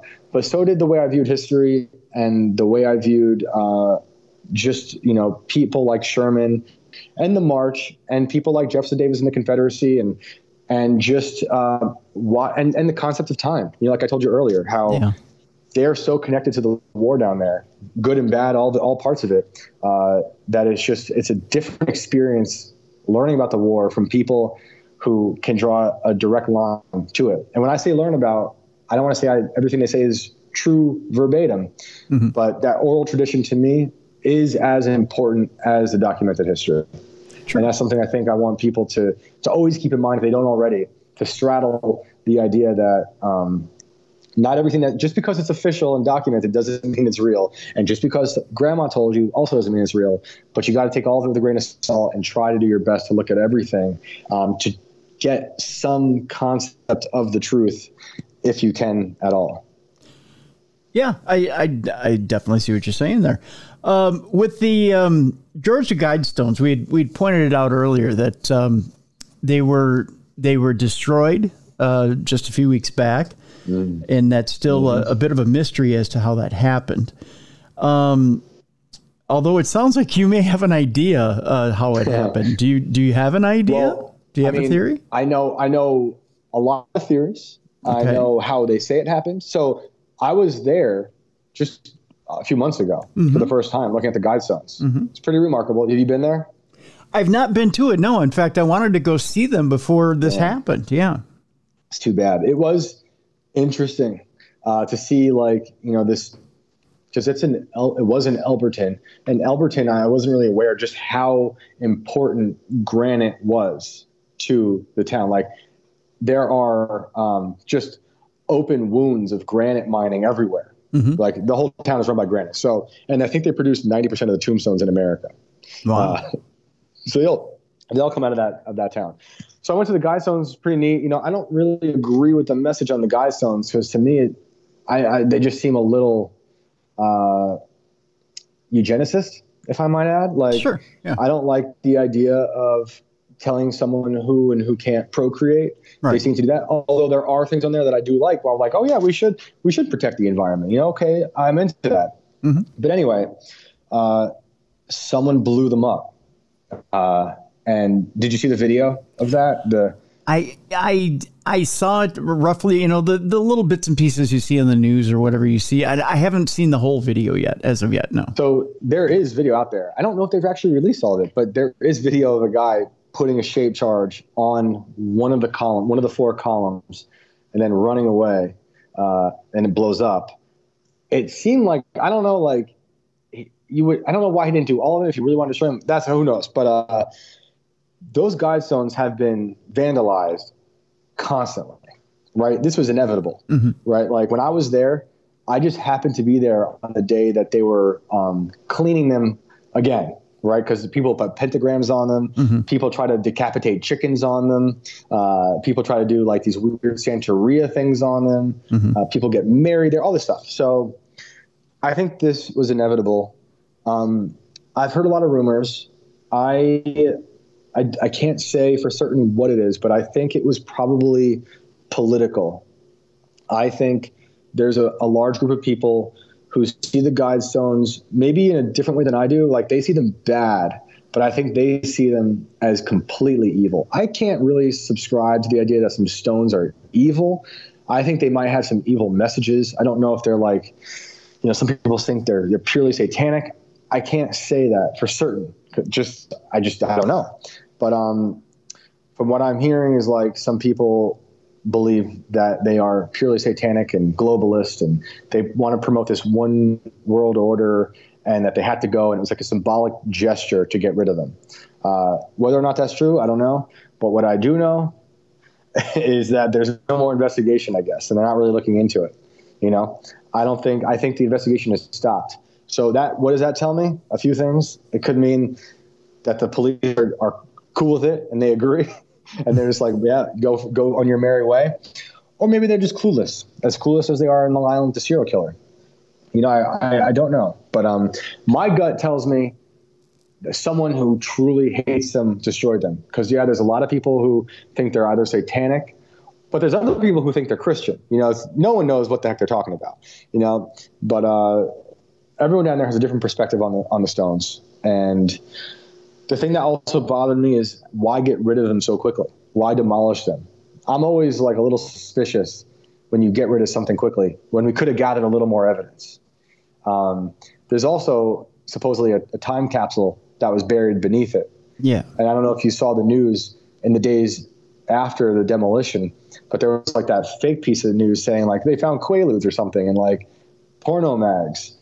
And people believed it, but that was fake. It was completely fake news. Supposedly, from what I'm gathering, they opened a time capsule in secret, and no one knows what was in it. And whatever authorities were there got it. So I have no idea. I will say this, and then I promise I'll stop. Yeah, by all means, continue. This all did happen soon after the Large Hadron Collider was turned on, which is my least favorite machine in the world. Okay. So that's when they started smashing particles again at nearly the speed of light. And every time they do that, they For those who don't know, they create the microscopic black holes that fall to the center of the Earth. And some people think that might switch the timeline. Some people think that might destroy the Earth. There was a lawsuit that was, I think, in 2008 to prevent the Large Hadron Collider from turning on because the scientists believed it would create a black hole that would swallow the Earth. And sometimes it does feel like that. So a lot of weird things happened in the wake of the collider being turned back on. Maybe that's just an easy thing to blame, but I've been blaming it since 2008, and I will continue to blame it. I don't blame you. I don't blame you. You know, it's interesting, Shane. I'm just looking up the Wikipedia page to get an idea. And mind you, Wikipedia is not the be-all, end-all. But on the destruction, now keep in mind that it was Robert Christian, or somebody going under the pseudonym of Robert Christian. RC, yeah, RC, who built it and then turned it over to Elbert County. Yeah. Elbert County has owned the Guidestones, and it's been on Elbert County's land ever since, and it is Elbert County's land.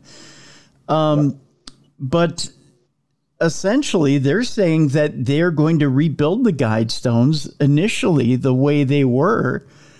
I haven't heard that. Lock, stock, and barrel. And yeah, in fact, it says here, let me see if I can find the paragraph here. It says the Elbert County Sheriff's Office is investigating the bombing with assistance from the Georgia Bureau of Investigation. On the evening of the bombing, the GBI released a video showing both the explosion and a vehicle of interest leaving the scene shortly before. No motive has been publicly shared and no suspects publicly identified. On July 14th of 2022 and again on July 25th of 2022, the GBI gave an update with no significant progress on the case being made since the bombing. The Guidestones were maintained by the county and as such were considered a public building. Thus, their destruction would carry a minimum sentence of 20 years in prison, interestingly enough.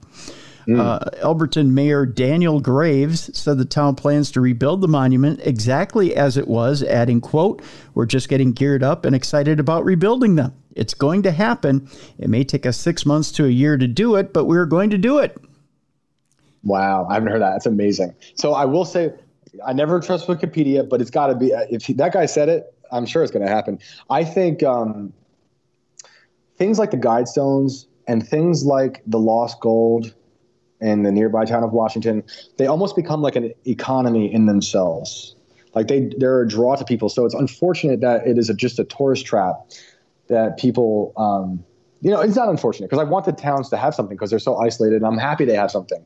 But the Guidestones they give me an icky feeling and I'm surprised they're bringing them back. Maybe they'll put something different in the time capsule if they even do the time capsule.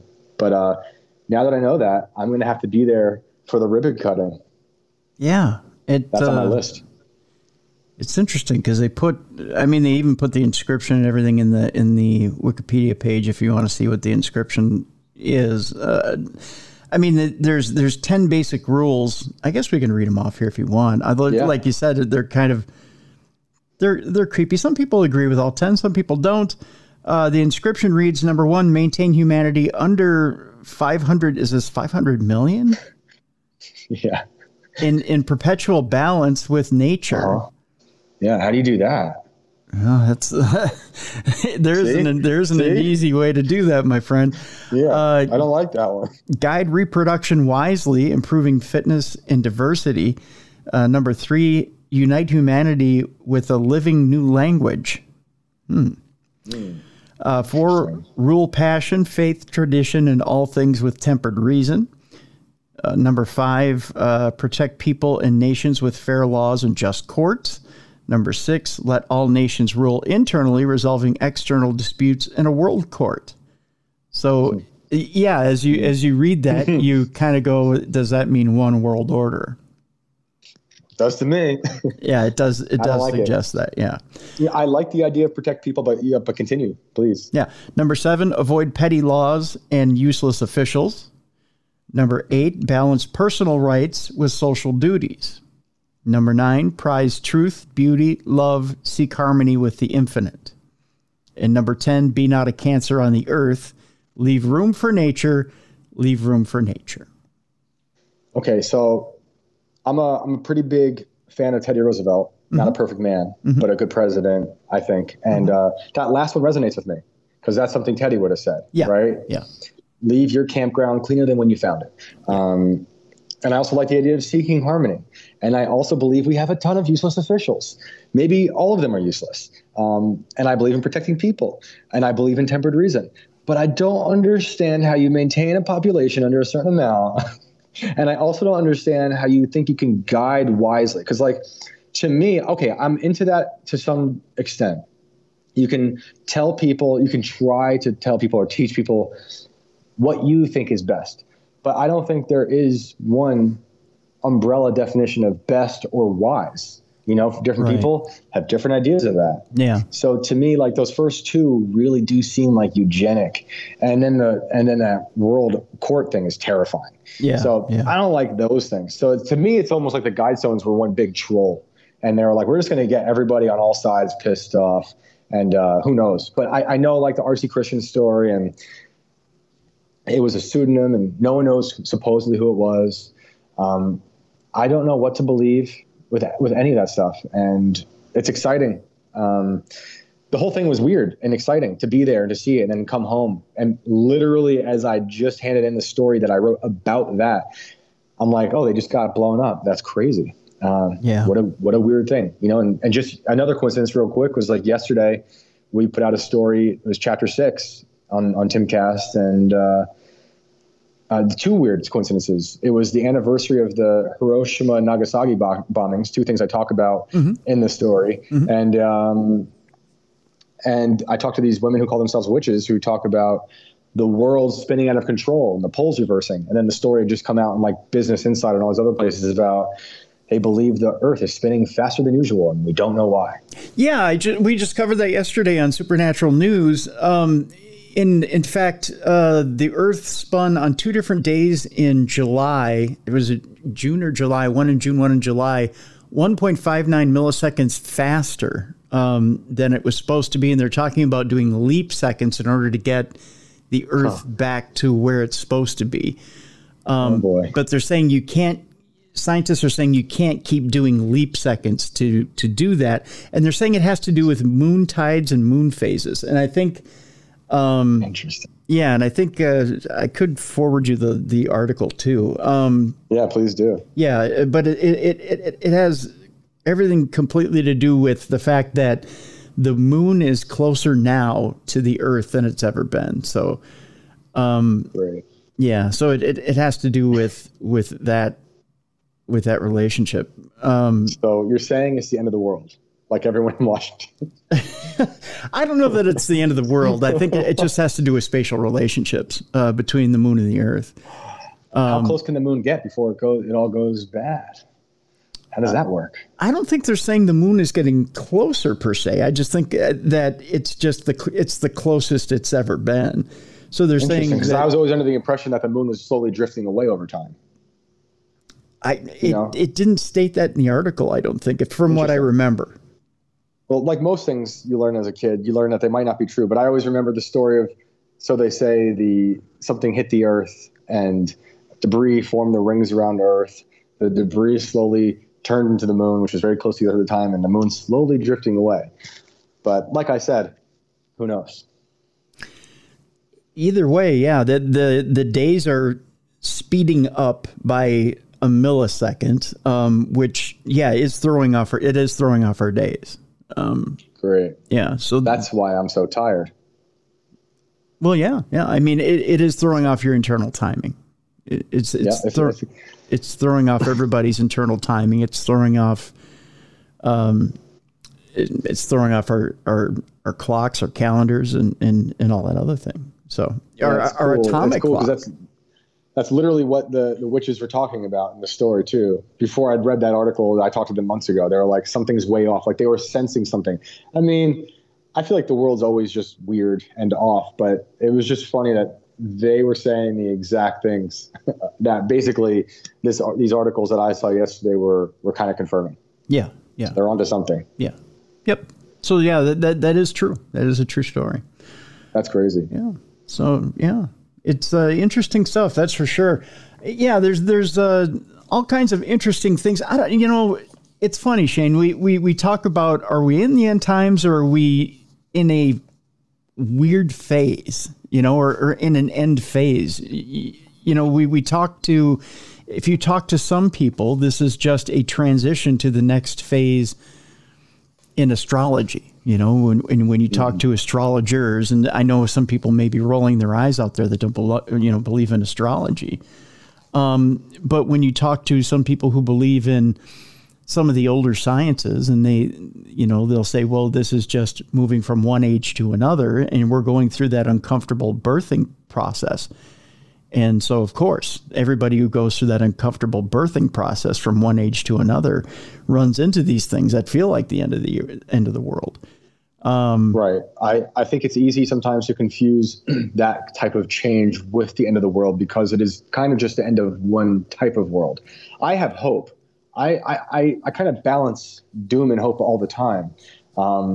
And I just when we talk about, and anytime I talk with someone with the end times, like you right now, and what I think about is every generation probably thinks they're the last generation. It's kind of an ego thing, but it's also my grandparents, they lived through all the assassinations of the 60s. Before that, World War II, Holocaust, stuff like that. They saw total despair. My grandfather was like a cop in New York City in the 70s when it was on fire all the time. He would say he had a dead body every day. He would be called to another location, had to sit with a body who had been beaten to death or shot to death. And I'd feel like that was hell, the end of the world. But they got through it. And as much as I wanted to despair over all this stuff all the time, maybe this has something to do with me being a father of two young kids, but it's I kind of have to put on my happy clown face all the time for them, because I know eventually they're going to inherit the inevitable doom of the world that we all feel as we grow up. But it's you don't want them to have it now. And I'm I don't want to infect them with the doom, although I'm seeing it and I'm trying to push it back from them. Eventually they will see it. That is inevitable. But maybe some of my hope is coming from reminding them also life is really beautiful and weird and mysterious, and it's amazing. There's so many things to love and be joyous about. So you got to balance all those things all the time. That to me is crucial. See, you bring up a good point, and I think it's also important to balance. You talk about your grandfather was the cop in New York 70s. In New York in the 70s. See, my grandfather, and I'm a little bit older, my grandfather was the one of the first frogmen in World War II and served 2 tours in World War II. He was shot in Italy in the army, came home, got a Purple Heart, went back into the Navy, into Corregidor, and became one of the first frogmen, and served in the Philippines. So, he incredibly brave, but and then came home. He came home and he came home anxious to marry my grandmother and start a family, and then from there it's building America. And then I think the mindset there is, okay, we've been through the worst. We've been through the worst that there is. What more is there to do? Now we need to build the country. So we've been through a nightmare. Now we move forward and we build upon a dream. Now we start a dream. And I think for them, it's crazy. Yeah. So they had a different mindset. And then where my father's generation was, the baby boomers, I think it was, they taught that generation that, we struggled, but we made it, Now it's time for you to, go out there and do what you did. And I think that generation, I don't know, they screwed our generation up somehow. I think something went wrong. Yeah.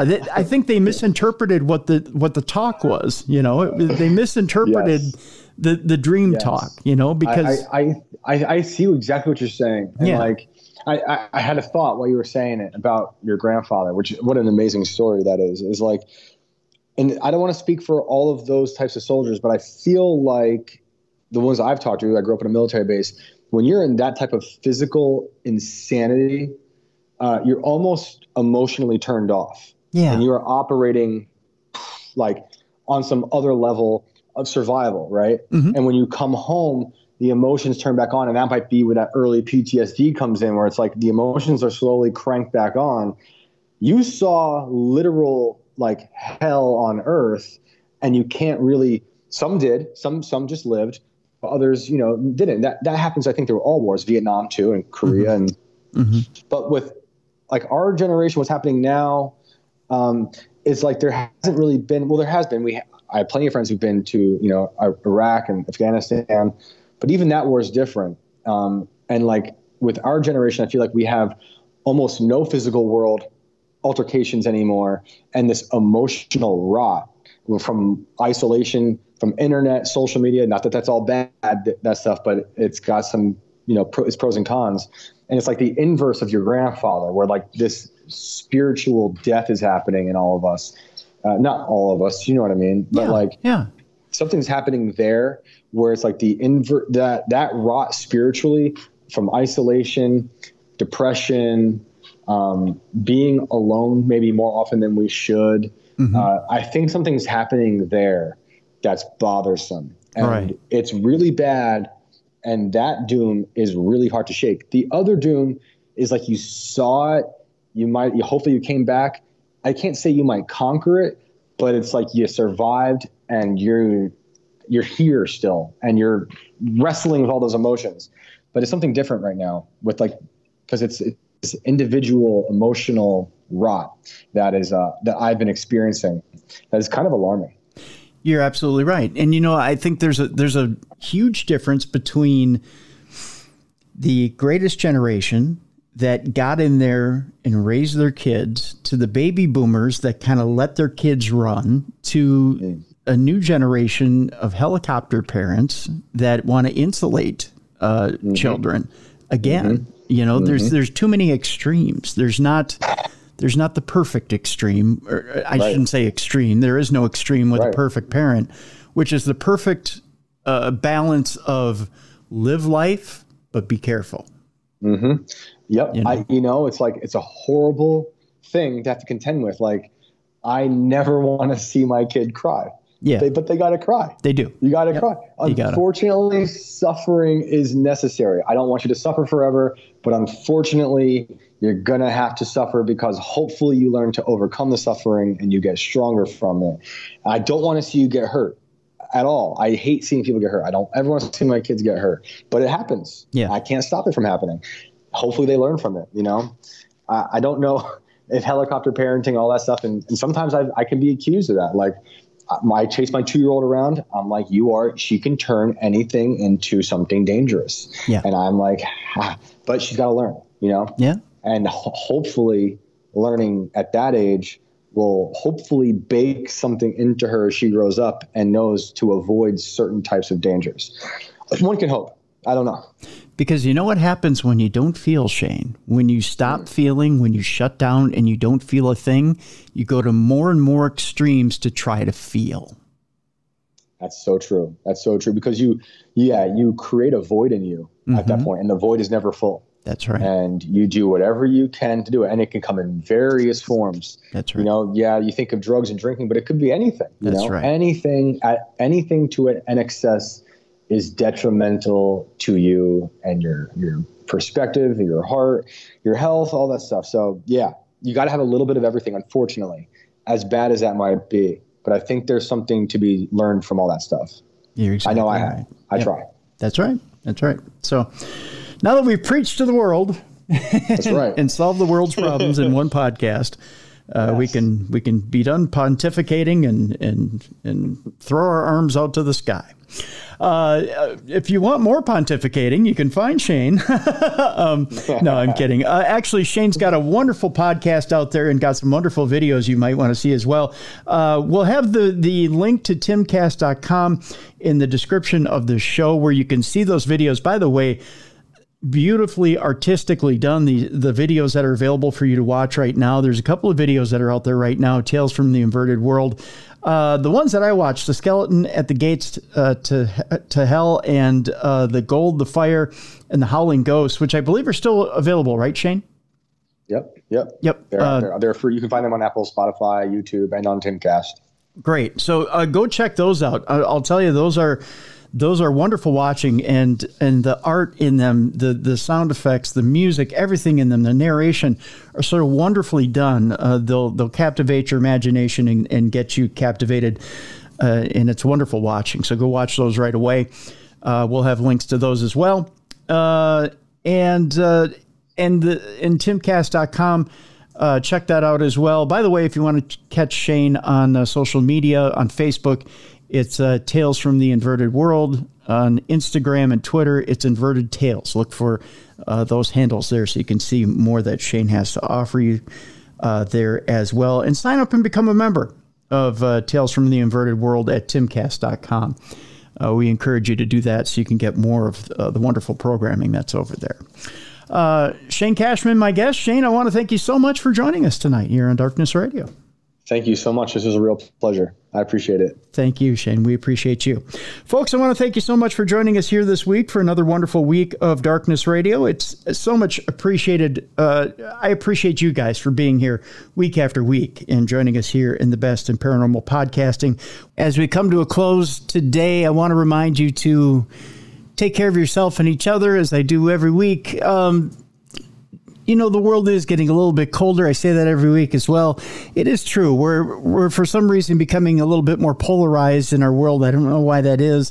But let's try and bring the gap together a little bit. Let's help each other out a little bit. If you see somebody out there who needs a helping hand, just stop for 5 minutes. Ask them what they need. Help them out a little bit. If it's just a quick helping hand, help somebody out there in need. If it's an extra $5, maybe you've got an extra $5 that you can help somebody with.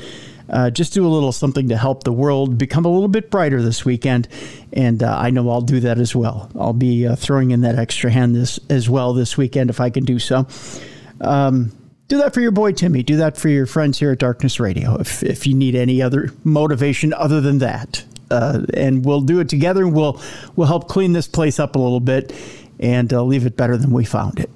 It's a good goal to have for this weekend. I also want to thank our sponsors for this week, HelloFresh and Microdose Gummies. I want to thank them both sincerely for helping us out here on the show and keeping the show going.